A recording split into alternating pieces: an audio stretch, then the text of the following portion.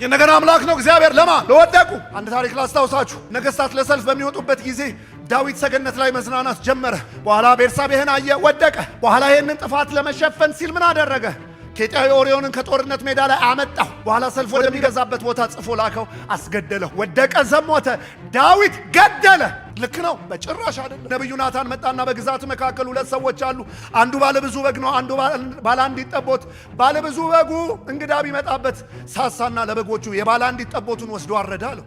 ዳዊት ነደደው። በግዛቴ መካከል አለ፣ በእኔ ግዛት ይሞታል። ያ ሰው አንተ ነህ አለው። ዳዊት ደስ የሚለኝ ለዚህ ነው። ሰው እንዳይሰማ አይደለም ያለ። ናታን ሌላ ማን አወቀ አይደለም ያለ።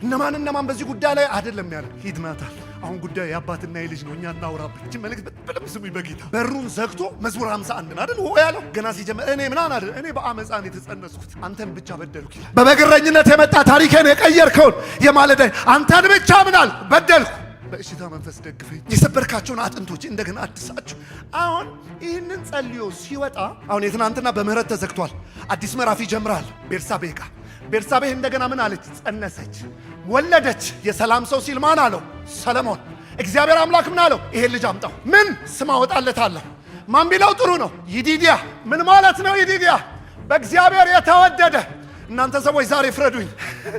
ከዚህ ትርምስምስ ማግስት የተወለደ ልጅ በእኔ የተወደደ፣ ከዚህም ትርምስምስ ማግስት ከዚህ ውድቀት ማግስት የተወለደ ልጅ ወስደህ በእኔ የተወደደ። ጭራሽ ኪዳን የሚቀጥለው በሱ ነው።